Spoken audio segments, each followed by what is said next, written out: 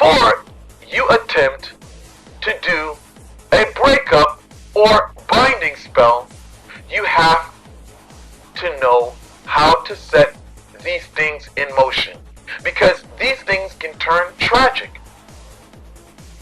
So you find yourself in a situation where you're living with someone, but they're seeing someone else, and you say, well, you know what, I'm going down to this worker right here, and I'm going to ask him to do a breakup spell for me. So now, the individual does a breakup spell for you. Now after a couple of days, you start seeing your lover that you're living with becoming hostile with you, right? So now, the hostility is there. This lover hates your fucking guts. Now you think in your mind, well, maybe this worker didn't do this shit right, because it's backfiring on me. Well, the problem with you and your worker is that y'all guys don't understand that when you put this type of energy on someone you're living with, that hostility is going to be on that person's soul. So when you are in contact with them, they are going to fight. That's why two people are usually put in jobs like this, because they're supposed to fight. They're supposed to be close. They're supposed to be around each other so that that energy can make them interact and fight. So therefore, if you're living with the individual and they're not seeing that person, they're not living with the person, but you, that hostile, chaotic energy is going to be in the house with you.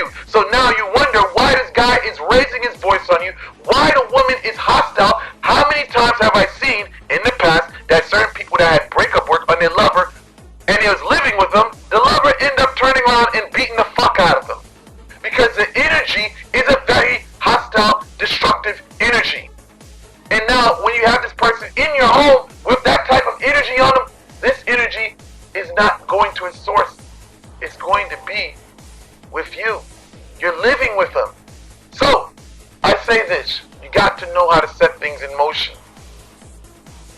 Now, many will say, then how do you set it in motion?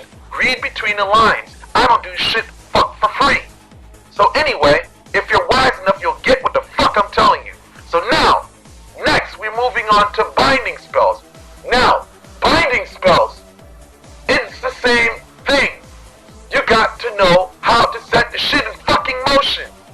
Alrighty, so you meet this individual. You don't know this person but a fucking can of paint.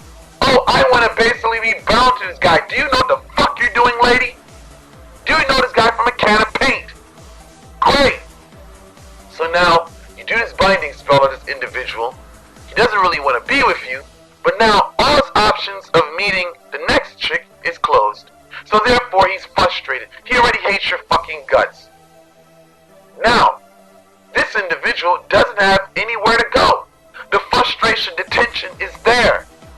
And now, you're stuck in the same fucking household with that individual. Or, you're stuck in a relationship with the individual. Now, all that hostility is directed towards you. They don't have a way out. They don't have a way. They can't meet anyone new. They're stuck with you. So, you got to know how to set these things in fucking motion, because you might end up